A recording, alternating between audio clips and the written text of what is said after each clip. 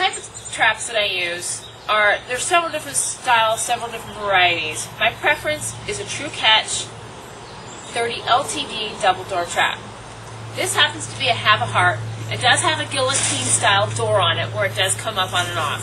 Sometimes the door gets warped and it doesn't fit into the slots just right sometimes, so sometimes it can be a bit of a difficult trap to use at times.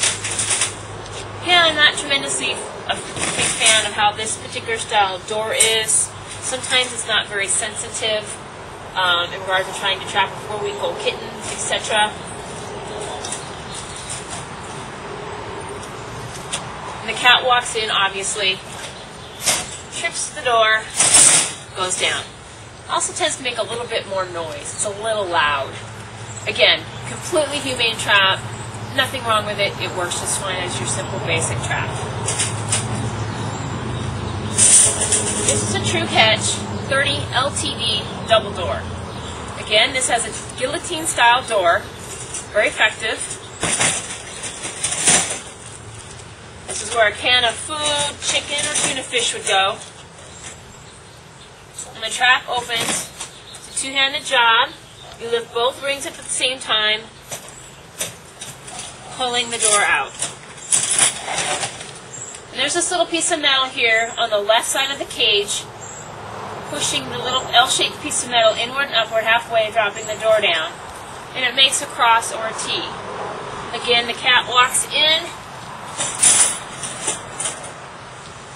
sets the trap.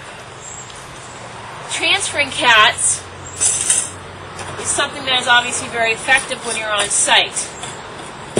Going to the back of the trap to the front of the trap. Back of the trap, have your trusty transfer board.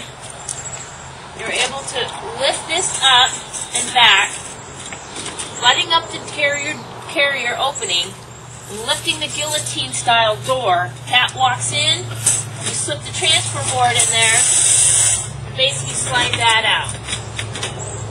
I personally have a pickup truck, and I'm able to just do this inside my pickup truck. If it should get loose, then I'm able to manage catching it and getting it back inside the carrier. Kitten season is upon us, one of the most difficult times of the year to trap. What do people do when they find kittens? Be it either newborn babies with their umbilical cords, or even say 3 or 4 or 5 weeks old. I always tell people pick those kittens up. I don't care what their age is.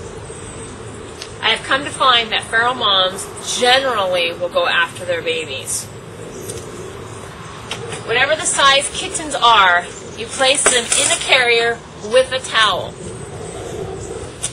There's the back of the trap and the front of the trap. Put the kittens in the carrier, butt it up against, with the carrier door closed, butt it up against the back of the trap. Cover this area with the towel or the rubber mat you see there. Set the trap as normal.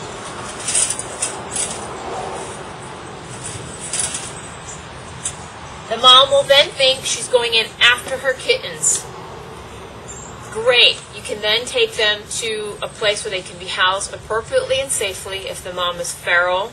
I usually keep the kittens until they're just old enough to start eating it on their own, usually between 4 and 5 weeks of age, sometimes a little longer, but at least they don't have to be nursed or bottle fed every 2 hours if they're just brand new baby newborns. Then the mom can get spayed, and then she can be released back out to her site where she can live the rest of her life. The kittens will then be socialized, spayed and neutered, and adopted out through my organization.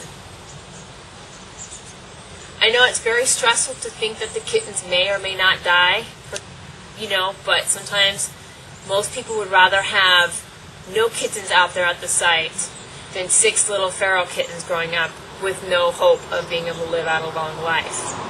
So yes, there are pluses and minuses to taking the kittens in and hopefully getting the mom at the same time. Some organizations and some shelters, they have to be put to sleep. I have had to do that on a few occasions, I'm not going to lie, but I've had very good success with utilizing the kittens as bait to try and trap the feral mom cat, and they're able to come to my house where I'm able to basically care for them long term.